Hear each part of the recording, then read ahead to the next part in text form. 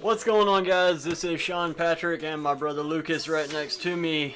We're going to be reviewing the G1 Climax A block. These are the tournament matches for this show. It takes place on July 16th, 2018. It's a great night so far. During this show, we're going to look forward to Hangman Page versus Michael Elgin, Yoshihashi versus Evil, Toji Makabe versus my guy Minoru Suzuki, Kazuchika Okada versus Bad Luck Fale, Hiroshi Tanahashi versus Switchblade Jay White. We already watched that first match. It was incredible. Normally first matches are either really good or really bad, and this one was really, really good. We'll just start right off, man. You know, your typical start of the match, collar and elbow tie up, all that jazz, and ends up Big Mike gets a drop kick. It's just great to see a man that big be so agile, you know, move around like that. Following the drop kick was a suicide dive to the outside to Page, but he did land on his right arm on that. Page kind of took advantage, had a neck snap through the ropes. He grabbed his leg and snapped him up against the middle of the rope in there. They get back in. Actually, no, before that, he does a running shooting star off the apron onto the floor. Everybody gets back in the ring. There's another shooting star press for a near fall. Again, just beautiful maneuvers. Hangman Page seems to be you know, everybody's favorite on hand to win this one. I'm still not convinced, but you know, time will tell. That's why we have the tournament. Page keeps on working on the necks, or on the neck. Like Elgin, Elgin hits this high angle rotation power slam on Page. The thing looked absolutely beautiful, coming from such a big guy to such a, you know, in comparison, a smaller guy in Hangman Page. After that, Elgin mounts the offense, ending in a sit-down power bomb, which he catches Hangman Page in mid-air and does that sit-down power bomb. That was impressive. Yeah, it you should have. You did see it, but you guys should see it. You should have seen it. I probably did. Yeah. Man. Let's see.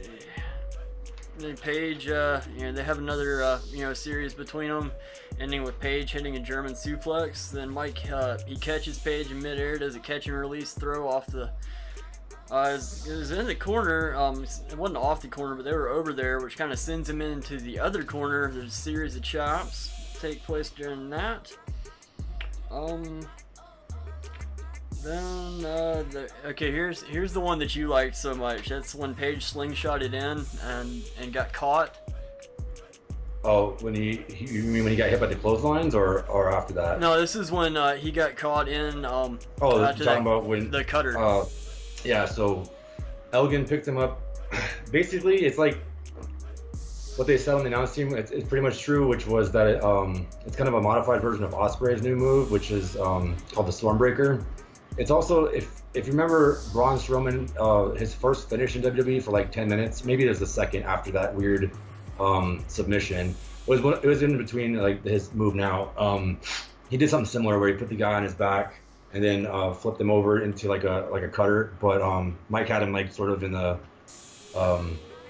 was it like a crucifix position, or was it just up? I'm not sure, but he just flipped him over hella hard like a Stormbreaker. And after that, they had some near fall exchanges, like they just roll each other up, like sunset flip into like, you know, pinning combinations over and over. And to me, I was thinking like, not necessarily right then and there, but if Hangman Page was gonna win, he'd probably win by something like that, just because Mike has been just more decorated there in New Japan and everything. And then after that, Page hits a inverted version of his finisher, which is the rite of passage. Looks like he was gonna go for a tombstone at first, and sort of like wrapped his legs around and smashed him. Then they're going up top, and I think Page was gonna hit a Rana, and then Mike caught him, and then he ended up hitting it anyway from the top. Then he hits a drop kick, and he runs him up to the other side of the corner, and he hits a top rope neck breaker on him. Got a 2 count on that. And then after that, little recovery time. Mike gets back up and hits like 4 kicks in a row. It's like insecurity thrust kick, insecurity thrust kick, something like that. Then there was a nice little forearm trade where Mike beat the hell out of Page. Like, there's just no comparison to their forearm shots. Like, I mean, Page is, you know, working him, and it looked like Mike wasn't trying to work him as much. After that, they trade German suplexes, release Tiger suplex by Mike. Page flips into two clotheslines by Mike. So Page flips into the ring, like from the outside. Mike hits him with one clothesline, gets back up, hits the ropes, comes back and turns him inside out. Basically, he hits the that crucifix powerbomb that he started using recently. I thought that was like his new finish. I thought that might have been it. And then Page kicked out of that barely, and that leads into the finale. Basically, he ended up hitting the buckle bomb and finally got him into Elgin bomb, and that was it. It was a really good match though. It was like, it surprised me, even though I've seen great matches out of both of them. I just in that spot in the card, it's not necessarily always like you said, it's hit or miss. So, you any more thoughts on that match? Nah, pretty much sums it up, man. I'm ready to get on to the next one. Let's do it. Let's go. And we're back. We just got done watching that match with Evil versus Yoshihashi, the 7th match. So this is pretty straightforward. First of all, you have to know this. I don't like Yoshihashi. I don't know why. Maybe that butterfly lock. But anyway, so they start off with a feeling out process. Pretty immediately after that, Evil clotheslines Yoshihashi outside the ring, starts working his arms, slams his shoulder on the rail. That's the theme of the match. Puts a chair on his head where Yoshihashi holds it, and Evil hits him in the head with another chair, what I call chair on chair crime. Evil keeps on working Yoshihashi's arm and shoulder the entire time. Yoshi gets a couple of forearms in here and there. Evil knocks him over with like a double axe handle, but not from the top ropes, just like running axe handle. Yoshihashi hits this flipping kind of neck breaker with some chops, and then pretty much after that, he goes for a power bomb. Evil reverses it, and then Evil hits Darkness Falls. Take it from there. After that, it's pretty much over. Yoshi takes the tape off, does a few chops to Evil. There's a power bomb by Yoshi. Butterfly lock. I know that move is pointless. They try to describe it as I'm not even gonna worry with it. It's not worth my time.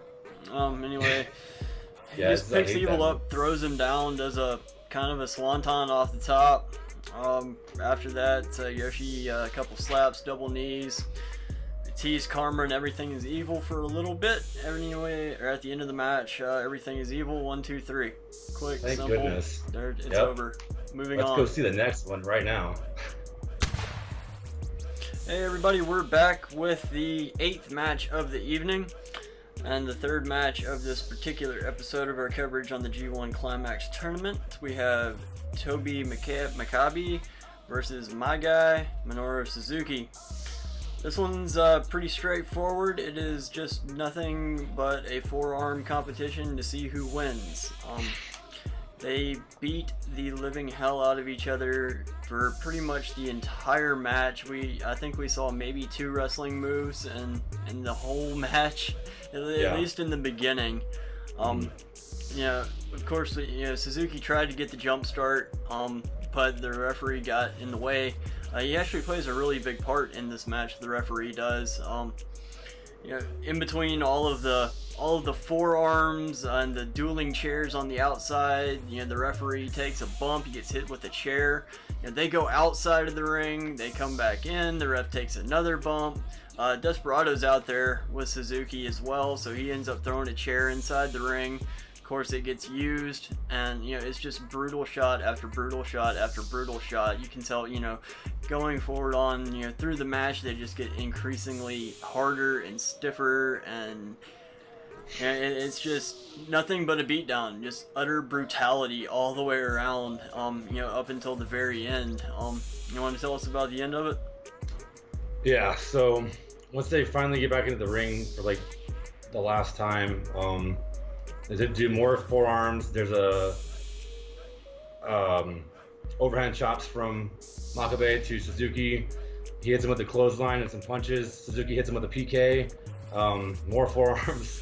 Power slam by Makabe.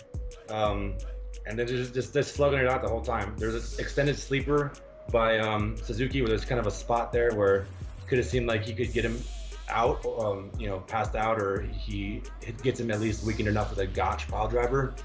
But it turns out that's not what happened. Makabe hits him with a kind of a DVD, also kind of a Samoan drop, and then the end is Makabe going up for his signature spider German suplex, which leads into his King Kong knee drop. He hits the spider suplex, and he goes for his King Kong knee drop. Suzuki stands right back up, so he hits him standing with it, and then he gets him with the finish for the second King Kong knee drop on the ground like he's supposed to get. And yeah, this one surprised me. I had Suzuki going into this, and then in the middle of the match, I thought they were gonna throw it out and have a draw, and then Makabe ended up winning. So yeah, there's that. It was good though. Good old-fashioned slugfest. Yep. All right, let's move on to the next one. Mm-hmm. And we're back. We just watched the ninth match of the evening. It was Kazuchika Okada versus Bad Luck Fale. This was a pretty good match. Of course, you had Tamaloa out there with Bad Luck Fale, who came into play real quick during that match. When Okada did his signature, let the guy go, without slapping him or anything like that while the guy's pinned against the ropes. He tapped Fale on the head, which led to a chase, and of course, he got caught in between Loa and Loa and Fale, and Loa ends up getting a body slam during that exchange. A little bit later on, there's a spot where they fight outside, and Fale tries to bring a chair into the ring, so that distracts the ref. Again, Loa comes in, interferes with that. Pretty much just a straightforward wrestling match. Pretty good. Everybody got their high spots and their low spots. Okada, he took 3 tries to body slam Fale, and he finally did it. It's just a good match overall. What are your thoughts? Yeah, I liked it. Yeah, there's about 3 separate stories in that match, I would say. The story of Okada's sort of like decline, plus the sort of rising of the Bullet Club, of OGs anyway, and so they're getting momentum going forward now. And the other storyline is what you said already, was just him trying to slam him, trying to slam Fale. So Okada had a pretty sweet Topican Hero out of the outside onto Fale and Loa. Then he hit the elbow drop inside, calls for Rainmaker, and Fale counters it into Samoan drop. And then after that, Fale hits a clothesline, and Fale goes up top, which you don't really see ever. And Okada goes up there and tries to suplex him off the top. Doesn't really work. Fale counters it, and so Okada just drop kicks him to sort of just get him off him. Then he lifts him over his head for 1 second while he throws him off, like Russ slams him over. And the Bad Luck Fall starts to get teased. That's Bad Luck Fale's finisher. Go figure, huh? Yeah, that's that Razor's Edge maneuver that we've been talking about the past couple of times. Exactly. So they teased that a couple times.